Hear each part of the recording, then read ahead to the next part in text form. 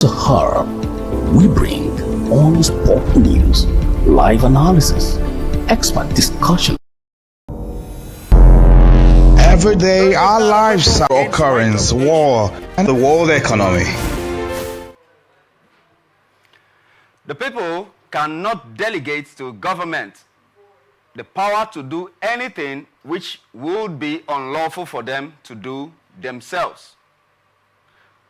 The care of human life and happiness, and not their destruction, is the first and only objective of good government.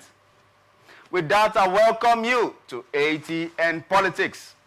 ATN Politics is the network's flagship program that discusses core political trends with relevant political stakeholders. Today on ATN Politics, we will be discussing core issues from different political landscapes.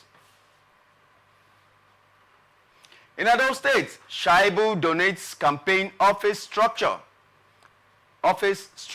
and vehicles to the APC. Fayose debunks rumors of his moving over to the APC. Goodluck Jonathan urges Nigerians against do-or-die politics. And Biden's son convicted on all charges in gun case. We'll go for a brief break, and when we return, I'll introduce my guest and we hit the fireworks running. Does. I belong to everyone. Every day, our lives are changed by history. We are one people, all of us. Leaders, politics, Nobody's ambition is what they belong. I have fought a very firmly. natural occurrence, war, and the world economy. I belong to everybody, and I belong to nobody. ATN covers it all on ATN Politics today.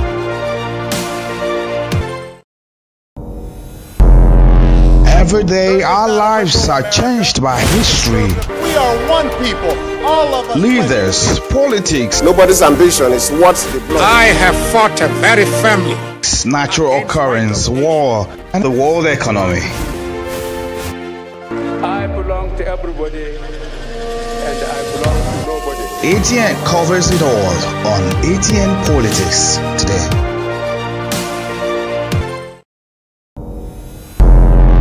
Every day, our lives are changed by history. We are one people, all of us. Leaders, politics, Nobody's ambition is what they belong. I have fought a very firmly. The pleasure is mine to welcome you back to ATN Politics. The version for today is going to have 8 squeaks and scones and fireworks. But I have to introduce to you our guest for today is a political analyst. He's a lot of things in one, but I'm just going to introduce him as a political analyst so that I don't kidnap him when he leaves this studio. He is by the name of Victor Enyiche. It's a pleasure having you here. Always a pleasure. It's a pleasure. Thank you for having me. And you too. All right, let's go straight into business. The first story, the former deputy governor of Edo State, Philip Shaibu, has donated his campaign secretariat office to the All Progressive Congress Senator Monday Okpebolo and Honorable Dennis Idahosa campaign organization.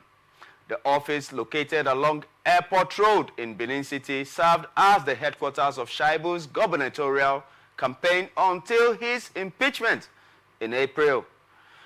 The donation includes several Sienna vehicles, utility trucks, and the collapse of Shaibu's campaign structure into the APC.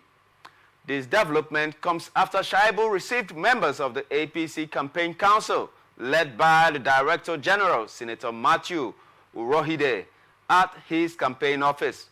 The secretariat has also been rebranded with all traces of Shaibu's pictures and the PDP logo removed and replaced with the APC and Okpebolo Idahosa branding. Yeah, Mr. Victor, there are indications coming from Edo State, from the former deputy governor that was impeached, that he still has some energy and strength in him. He has been impeached, but he is not forgotten, per se, in the political landscape. What do you deduce from the story that we just read? What are your initial deductions? Well, I think my deduction is, I think there's a premise on it. I think sometime not on this show, but on Okay. this episode, Okay. I talked about, the interest that might come up Okay. eventually during this whole political brouhaha in Edo State. And it's actually interesting seeing that some of the things I predicted or I suspected would happen Wow. is exactly what is happening. And I don't think it's a surprise, really. Okay. I think rather what it is an obvious move. I mean, that a lot of persons, I'm sure, expected to happen. Although there were biases and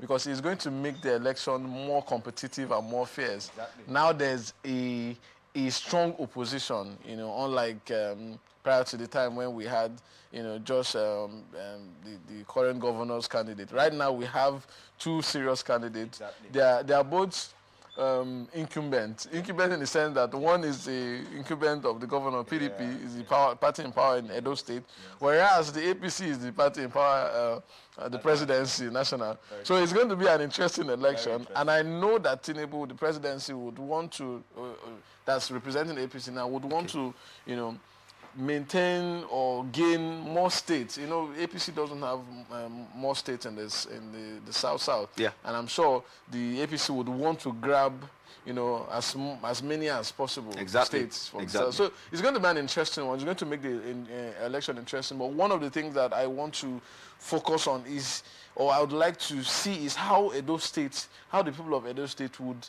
take advantage of the current situation to get a better or the best candidate out of all the people that are going to be contesting. So for me, it's going to be an interesting fireworks, and I would really like to see how this plays out eventually. Okay. But in the meantime, Dan Obe of the PDP had also received Philip Shaibu. And Dan Obe is against the political structure of the PDP, led by Godwin Obaseki. And per se, I was thinking prior to this move, that the opposition inside the party, intra-party opposition, would be led by Dan Obe and the former deputy governor. This move, what do you think is going? What is it bringing? If is he moving to the APC? If he is moving to the APC, what impact per se is he bringing to the APC? Is he capable of bringing the government of Edo State for the APC, for Adams Oshiomhole, for Asiwaju Bola Ahmed Tinubu? Well, politically, of course, he has. There's a lot of Shaibu is not a pushover. Trust me. I mean, during the process of Obaseki coming, especially in the second term election, Shaibu played a major role in that election. Shaibu is a street politician, per se. He's one of those politicians that know how to go down to the roots and play his politics. He's one of those politicians that know how to really get down to the people and play his politics. He's one of the person that know how to, stir up sentiments, to get the attention of the people. So of course he is going to his donation to the his donation of his campaign materials, offices, and all of that to the APC, for me, is a sign. It might not be a done deal. They might not have an already signed deal that, look, this is what we want in the APC, this is what we'll give you. But it could also be a show of, commitment on his part that, look, whatever I've committed, I said I'm going to do for the APC to ensure that a PDP doesn't win this election, I'm going to do it. And you mentioned Dan Obe and how you suspect that he should be the one leading. What makes you think he's not in the know of all of this? I mean, I'm very certain that because Dan Obe, that he has been a major voice. His voice his dissenting voice has not been a secret, has not been silent. We all know his role in terms of the opposition of the government of Obaseki. And I'm very certain that whatever move Shaibu is making, that he also has an interest that might be protected. I mean, just like what is happening in Rivers State, he might still be in the PDP and make his decision. I mean, we remember the fiasco in the PDP back and forth about which party they belong to. So these days, we don't even know if it's the political parties or the individual. Or the individual. Yeah, because we have different movements. You hear some persons will tell you that I am of the APC, but I am simplified. I mean, what does that even mean? Or I am in the APC, but I am wikified, or whatever term they use. Yeah. So you see, that's the politics that is being played now. Politics of interest, and why the politicians are, flexible in terms of their flexing their interests and negotiating their interests. The people are failing to do same. And what I really love to see is how much the people would benefit from this fiasco that is going on. Have the people ever benefited? Not exactly. I think the only time when it seemed or it looked like the people were going to benefit and benefited somewhat in that consciousness of the political is in the last election. Okay. There was a lot of personal deciders. There were people that made decisions not out of political parties. There are people that made decisions not because of political sentiment, not because of political party sentiment, rather, but because of individual sentiment, because of self-belief, because what they saw in certain persons, certain candidate, and individual. Some persons were able to. I mean, one of the place where it is played out, almost beautifully is Nasarawa State. Yeah. I mean, Nasarawa State had a very beautiful opposition where people that were not even so much popular in terms of the political actions going on in the state. Nasarawa is an APC state. Exactly. But you have people from the Labour Party. So there was even a fight that even got to the Supreme Court. Exactly. For them to decide if Engineer Sule would become the governor of the state via the court. So for me, it doesn't really benefited. But last election, it benefited a bit because the whole issue, people started coming out. People started... people were forced, politicians were forced to come out clean. Politicians were forced to actually bring out solutions and talk about projects and policies. Yeah. The political suddenly seemed interested and important for them to look good, for them to appear good, and for them to seem like the good party. Although I would say not 100%, but we had a result from that movement. So the people should, in as much as the politicians are benefiting, and I like what they are doing, honestly. Good. It's not about the party. We don't have an ideology. Political parties in Nigeria are not ideological based. So we cannot say the ideology of APC and PDP. Why did you move? I don't think it holds water because it's not. There's no ideology for us to say political parties, if you move from APC to PDP, you are now a bad person or your policies are not bad. There's no policy. Parties do not have policy. So for me, why the politicians are taking advantage of the whole situation via their interest, the people should key into this idea and also, tell the politicians, look, we want somebody, this is the kind of persons we want. These are the kind of people we want. And if you show us that you are this kind of person, or you have antecedent or precedent that shows that you're this kind of person, then this is the person we're going to total support. And I think it's going to help our democracy if that is done. Oh, good. So, in a nutshell, yes or no? Who do you predict? Being a very good predictor, I don't want to call you a prophet yet. I'm not the you're getting close there. You're getting very close. Yeah. Who do you predict to win the gubernatorial elections in Edo State? The PDP, the APC, or the Labour Party? I think it's too early to call. Honestly, good. I think it's too early to call. In politics, 24 hours is a long time. Exactly. You sleep and you wake up and remember what we witnessed in Rivers State. Exactly. The result is like this, and you wake up in the next morning and the result says something else. So 24 hours in politics is a lot of time. So I really don't think it's going to be wise to call. Okay, the inspiration has not come yet for you to give the word. It doesn't I get your point. It doesn't come. But I'm sure with time we would see indices and indications that would point to which direction that it might tilt to. Yeah. Oh, good one. All right. Former governor of Ekiti State, Ayodele Fayose, on Monday dismissed insinuations that he had dumped the opposition People's Democratic Party for the governing All Progressive Congress. Fayose, who said he will never join the APC, appealed to PDP members to stop maligning his character and person and cautioned them against politics of bitterness. The former governor, who spoke in Ado-Ekiti, the Ekiti state capital, while addressing his supporters, urged party members to close ranks, embrace peace, and discourage divisions and factions among them in a bid to defeat the APC in the next governorship election in the state. Wow. Fayose, Ayo Fayose. He is one not to be disregarded. He's a colossus of Ekiti State. He is one of those that his mantra was, I don't have the PhDs, but you cannot overrule the fact that I matter in Ekiti State politics. Of course. And Ekiti State's governorship under me was memorable.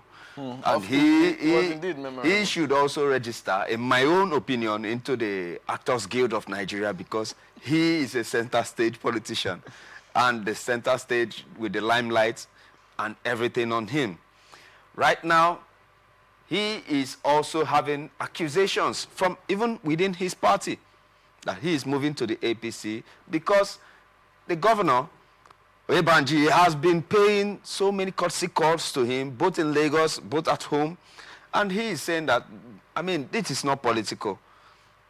I mean, the governor just appreciates the fact that I have something to give. I have an opinion that matters to assist him in governing the state.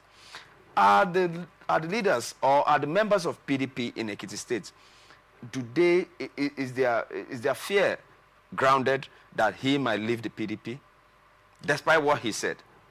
I mean, it's politics, and he has a right to stay or leave, or to... And you know, this is one of the things that I love about the politics in the West, in western part of Nigeria, you know, the Southwest. When they play politics, at most times what they do is they set aside political party interest, and they work with regional interests, they work with the interests of the state, you know, somewhat, the interests of the people. Even if not generality of the people, but the interest within them is put in front, you know, before the political parties. Exactly.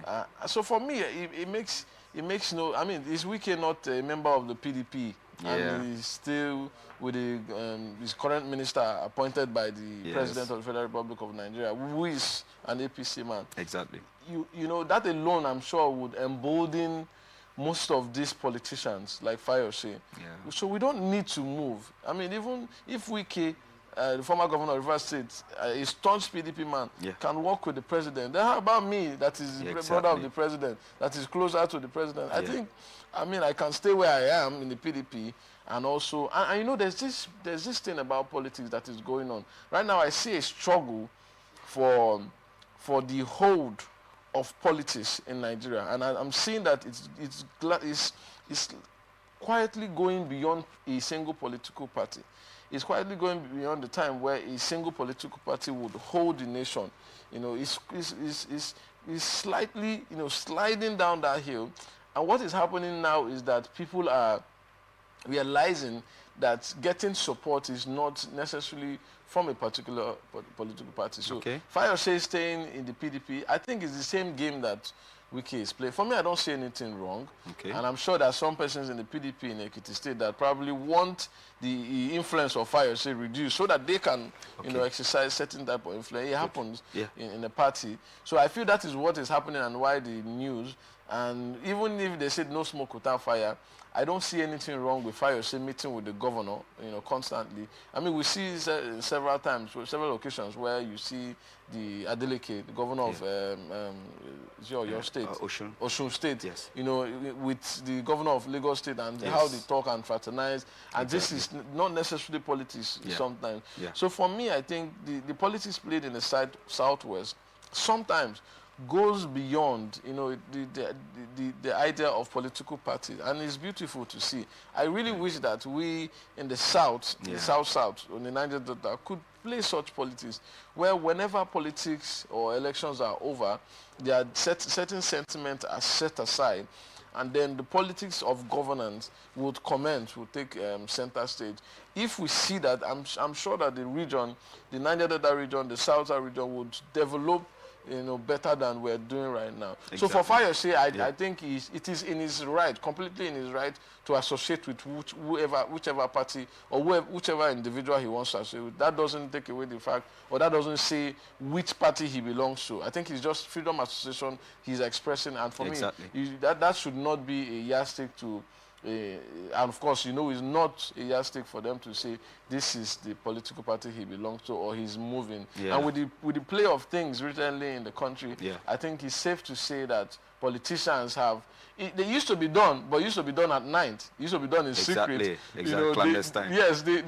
They fraternize, but it usually is at night when we don't see them. Exactly. But there's this sudden boldness that has come, to the politicians. So they feel, look, I can associate with who I want to associate with. That doesn't define my political inclination. It doesn't define my political direction. It doesn't define my sentiment. Very true. So for me, it's a good thing it's coming to line. Maybe the followers or the supporters would see that some of these people that they fight for, some of the people that they have grudges for and keep enemies for, can actually relate and associate with themselves outside political parties. Maybe that would help, the way we relate as not just people, but as supporters of politicians and politics. Good. I like that point. I like that the way you put that, because Nigerian politics is becoming more matured. It's becoming more mainstream. Yeah. And I believe with time we'll get to that ideological part of it. But for now, I hope so. Yes. I hope so, because if it seems when the politicians are moving in terms of being flexible, the followers or the supporters are not necessarily taking advantage of that. So I hope, not just believe that, even as the politics is maturing, the idea of followership would also mature, not just the politicians. Maturing. Oh, good. We have been speaking to Mr. Victor Enyiche, and we'll go for a very short commercial break, and when we return, we have a lot to pick from his brains. I told you he's a man of timber and caliber. We are going to get as much as possible from him today and let him go free, but we are still going to call him back to the studios on a very good day for him to share much more tidbits with us. Stay tuned and stay with us. Natural occurrence, war, and the world economy. I belong to everybody, and I belong to nobody. ATN covers it all on ATN Politics today.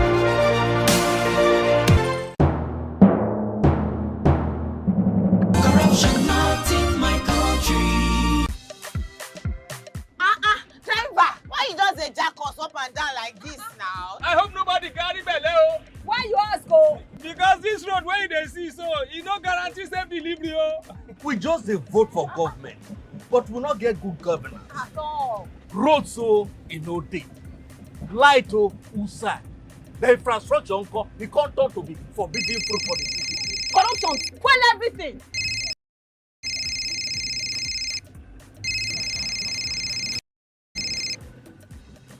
Hello? Hello, madam. Good afternoon. Good afternoon. My name is Mrs. Ayeni. I am calling from the Ministry of Humanitarian Affairs. Okay. I've been expecting your call. Madam, remove this your phone from loudspeaker. Now my phone be like that. Hello? Are you there? I hear, I'm hearing you. Yes. We saw a copy of your invoice for computers, printers, and laptops. Yes.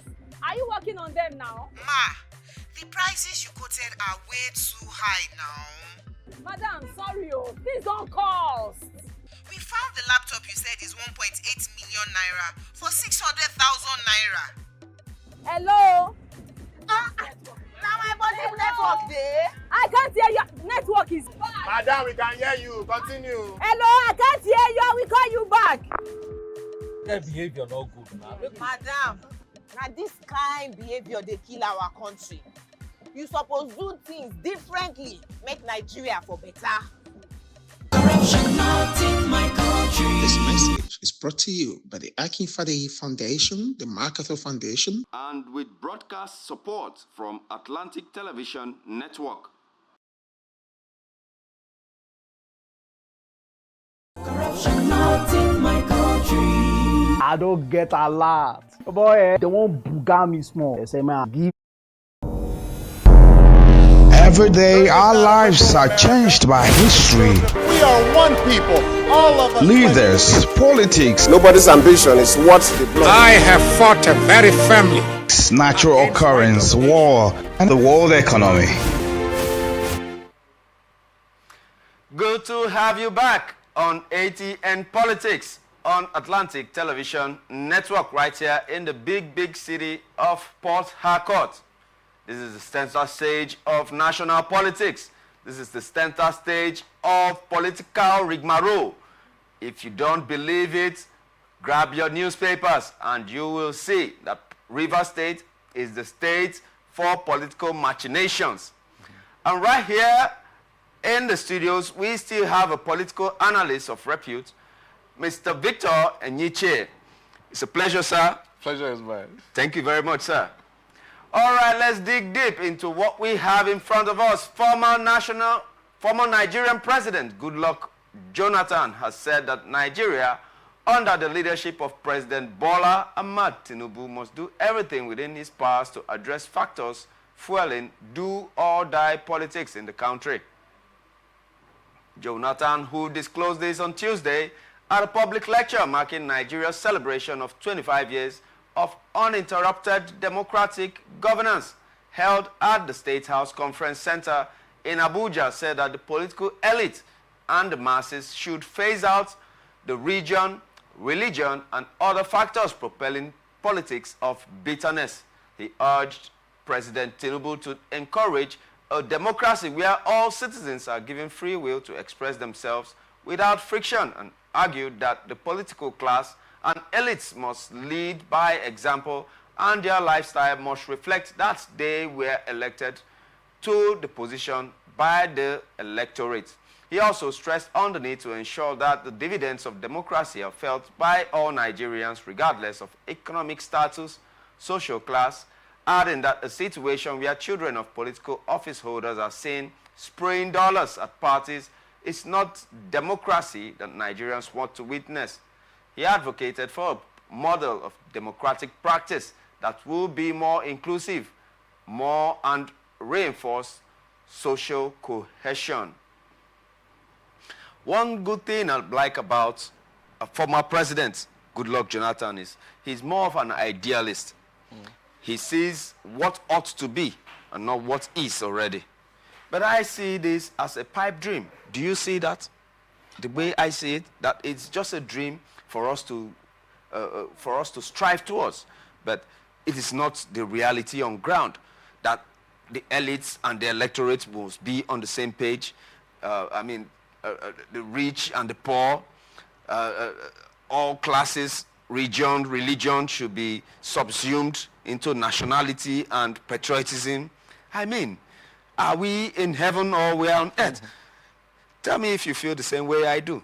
Well, a bit, yes. I mean, I feel, and I'm sure not just me, but a lot of Nigerians would share that sentiment that you have about, you know, the angle and the aspect of, or the believability of what Jonathan has said. But just like you, also, one of the things I admire is the appearance of the disposition of the former president, Goodluck Ebele Jonathan.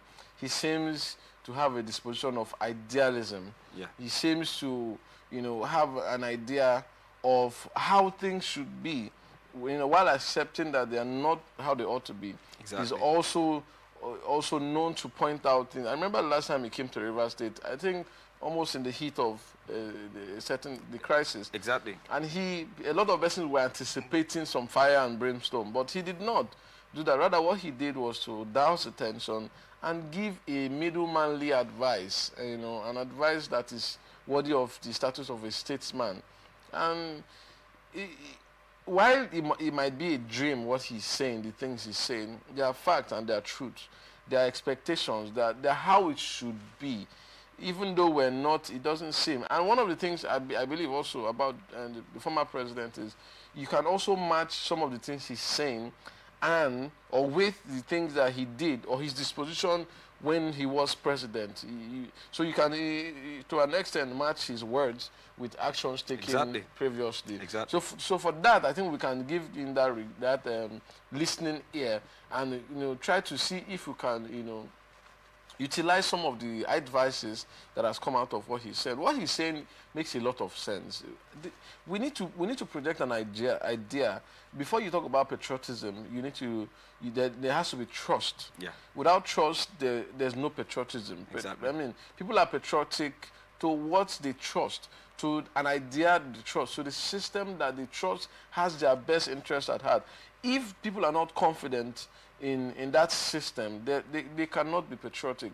So advising the politicians or the leaders to play better roles in terms of ensuring a society where there's justice, a society where there's equity, would encourage some of these concepts that he has said. And I think I want to join the former president to also call on Nigerians.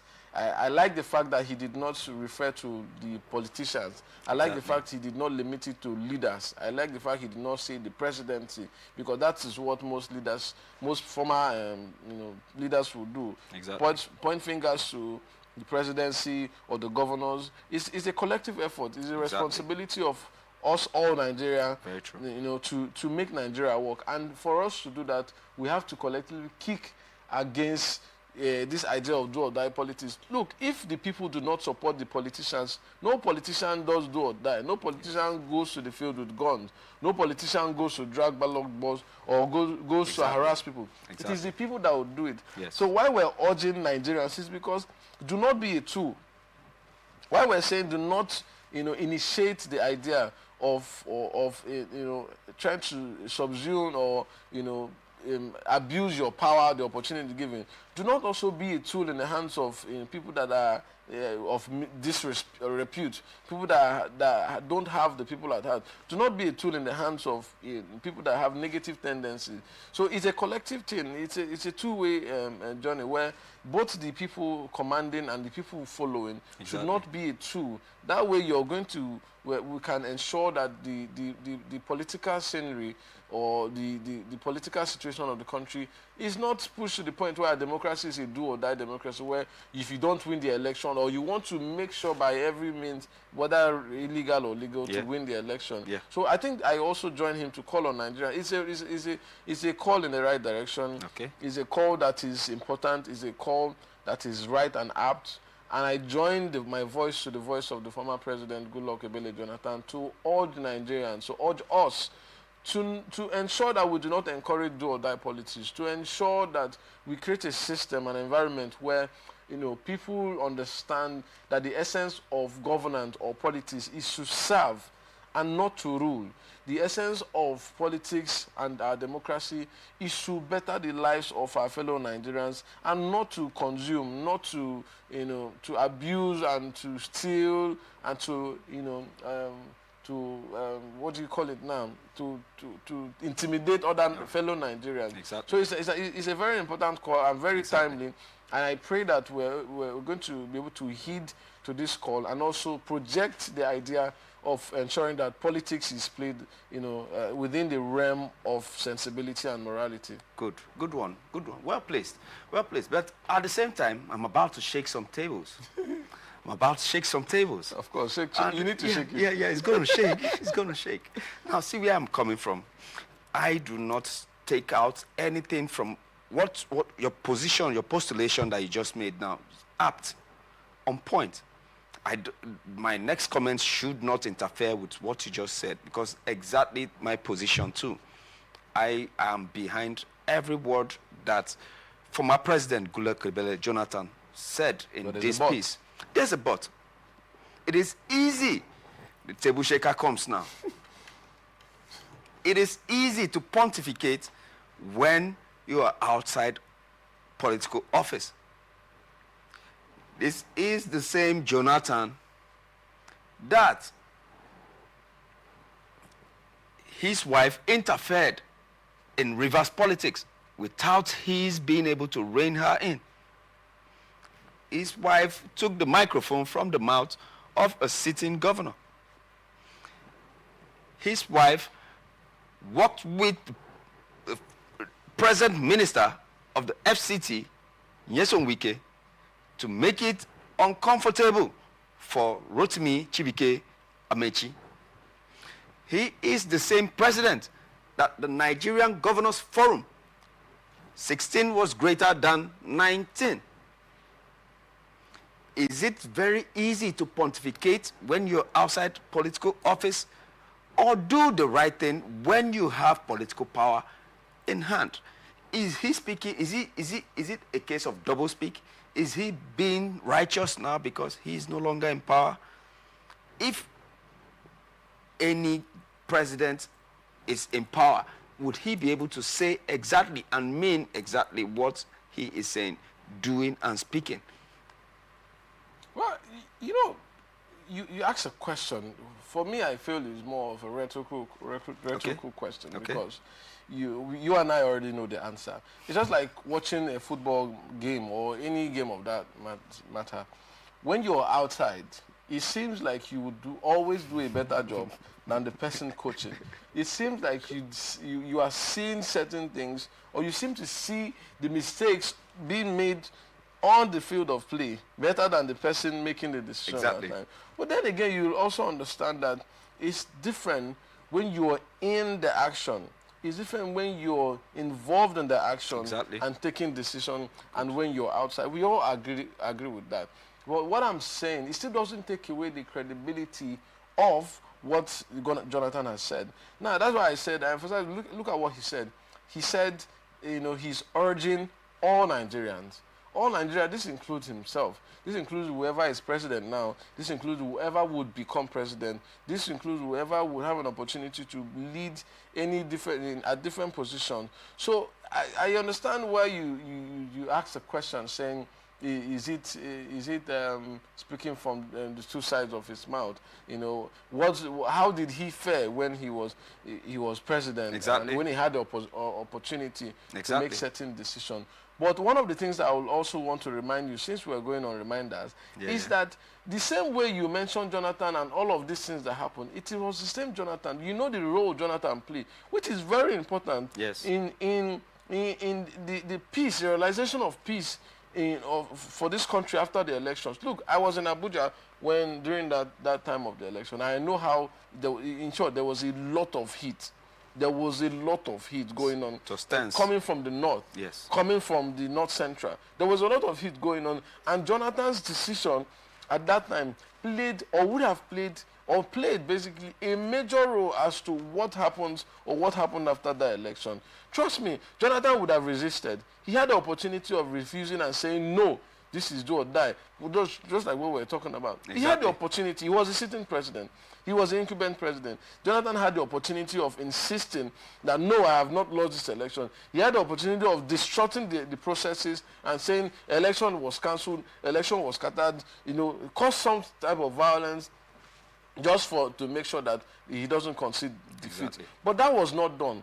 On the contrary, we saw it on national television where Jonathan was the first person to pick up his phone from the villa and put a call through to the then later president Muhammad Buhari that was declared the winner of that election. Even before INEC declared the election, that was done. So for me, I don't think you can say he's speaking for two sides of the mouth, because if you look at the history, so that means he has been baptized now. Yes. Well, not now. But he's speaking, and because he was the one that allowed 16 governors of the NGF to be greater than 19. How did he allow that? No, he appointed Jonah Jang. He allowed Jonah Jang of Plateau State to lead a fringe of the Nigerian Governors Forum as against the section led by Rotimi Chibike Amechi as at then. And that was so plain. You understand at that point, that was politics. Oh, man. What are we talking about now? Are we talking about religion? No, we're talking about do or die politics. Okay. I don't think that is do or die. You know, the game of politics is dynamic. But do or die is not the best way to exemplify do or die. Is 16 is greater than 19. No, that's not it. That is a strategy in politics where, you know, politics is about numbers. It's a game of numbers. And in that position where it is not an election that has to do with the people, it's an election of the elite. Okay. What matters is not in the numbers itself, but in the value and the power that the number holds. Okay, I get your point. So at that point, the governors were playing a certain type of election with a direction in mind. So you cannot hold the president, Jonathan, for playing politics. You cannot say he did. No, what he did was play politics of interest. It was not a do or die election. It was an election within the elites, within the governor, and all they did was who had more power, who had more influence. Use your influence to ensure that my interest is protected. I don't see how that affected the issue. Don't forget, the Governors Forum is not constitutional. It is not in our constitution. Exactly. It is not known in our constitution. Exactly. So whatever activities that the governors come together to do, it is still simply a political decision, a political playground that they are non-state actors. Yes, non-state actors. So that doesn't, for me, I don't see how that influences. But for an instance, for a situation where you mentioned the wife of the then president, taking a mic for the sitting governor, still the same thing I say. Politics. I mean, he's the governor. The governor has the immunity. What decision did the governor take when that was done? I mean, it tells you the extent of which the governor is powerful. It tells you the extent to which the governor at that time is influential. What did he do? What was his response to that action? It shows the kind of man that he is. Yes, of course, we were not expecting him to hit or be violent at the wife of the president at that time, but it was politics, and I'm sure there were ways he hit back at the former wife by removing her husband from seat. Exactly. So he also played this role. So in that way, you cannot. This is politics being played between them, and at that point you cannot. But I'm saying, come to the highest, to the crescendo, to the apex of all of this decision was Jonathan's decision to concede defeat at the peak of the election, at the heat of the election. And with that alone is enough premise for him to come out and say... That was his crowning glory. Yes. That was his crowning glory. That alone is enough for him to come out and say, look, do not do a politics of do or die. And don't forget, he has been campaigning with that. He went to, was it Togo, and he has been to several African countries as an ambassador. As an ambassador.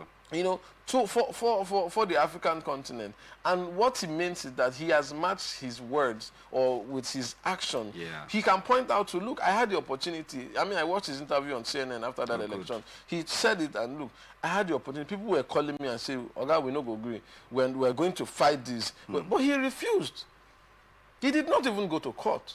Exactly. I mean, that is a massive decision. It's a massive role. He has set a precedent, or he set a precedent that is even difficult for these current politicians, even at smaller levels. Even in the world, in the world stage, it's very difficult for them to do. So he has, I think, he has earned every right. He has earned every credibility. He has earned every respect to come out to say, look, we should ensure that we do not play politics of do or die. We should ensure that our democracy is not embedded with these tendencies of do or die. We can live without it. We can grow without it. We can develop our democracy without it. And like I said, it's a right call in the right direction. And the people of Nigeria, or all Nigerians, should heed to that call and ensure that we project that that ideology in our election and our politics. Mr. Victor Enyeche has been able to deliver the former president, Goodluck Jonathan, from my fangs. And I want to commend the words that you used to describe his actions post-presidential. And I think that in as much as we have our demons, let the angels in us speak more. True. And I believe that Goodluck Ebele Jonathan is a proud son of not just Nigeria, but of the Niger Delta also, and we are proud of him and the message he preaches and he pushes over. And I want to stand behind you because of your prophecies and your preachings, and to lay a part on his back. You're standing on the right path. Yeah, thank you very much. That means we are going to political heaven together. Hopefully. All right, let's move on to the United States of America. The jury has found Hunter Biden guilty of federal gun charges in a historic first criminal prosecution of the child of a sitting United States of America president. The 54-year-old son of President Joe Biden was convicted on all three of the counts facing him. Hunter Biden was accused of lying about his illegal drug use when he bought a handgun in 2018, a felony, and the verdict comes as his father is seeking re-election on a day when the president is scheduled to give a speech about gun violence. The irony. It also comes less than 2 weeks after the conviction on business fraud charges of the great Donald Trump, who is the likely Republican presidential nominee in November. The jury met for about 3 hours after 2 days before reaching a guilty verdict, and Hunter Biden did not take the stand during the one-week trial held in the Biden hometown of Wilmington, Delaware, while Hunter Biden's business dealings in China and Ukraine have also formed the basis for attempts by the Republican lawmakers to initiate impeachment proceedings against his father. The White House said that there will be no presidential pardon for Hunter Biden. Let's come back home. I mean, there's winter in the United States right now. Let's come back home at the equator. Can that be replicated in Nigeria?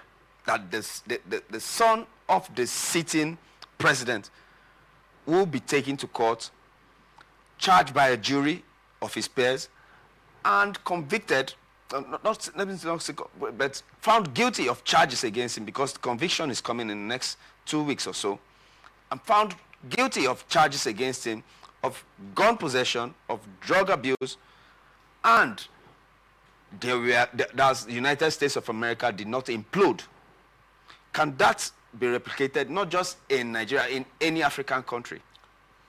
I mean, if we find ourselves in the peculiar environment in which the United States government, like some snow, well, not physical this time, but I mean, yeah. Biden was scheduled to give a speech, exactly, for the case of gun violence and yes. gun control, exactly. which is a major topic and issue in the U.S. right yes. now. Yes. So for him, what I think his team is trying to do is see how they can, instead of making this a negative, giving them a negative effect. That's why the president is saying no presidential pardon for him.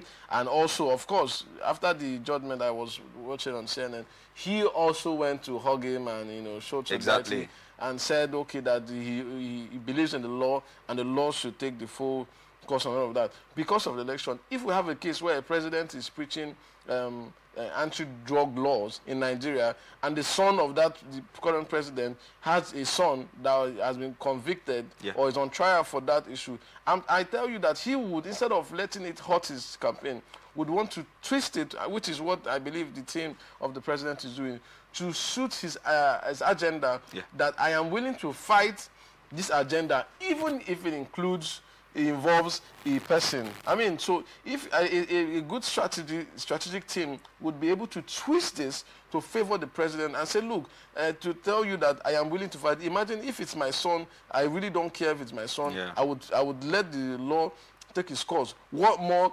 the public that are not close to me? Exactly. This is a sign that I am good. So for me, it's a political situation where an intelligent move has to be made to manage the crisis. This case did not start today. It has been on since 2018 or 2017. Yes. And this is when this verdict is coming.